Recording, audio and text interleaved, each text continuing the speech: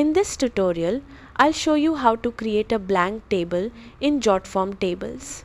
This is useful when you want to organize information manually without connecting the table to a form.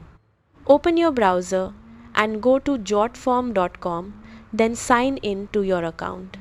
From your dashboard, click My Workspace, then select My Tables. Once you're in the Table section, click Create Table to start creating a new table. From the available options, select Blank Table.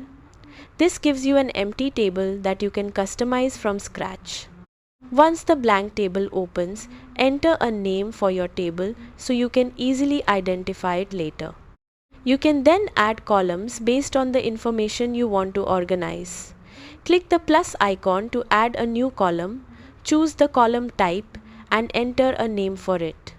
Continue adding columns until your table has all the fields you need. You can then enter information directly into the rows and organize your data as needed. And that's how to create a blank table in Jotform Tables. Thanks for watching.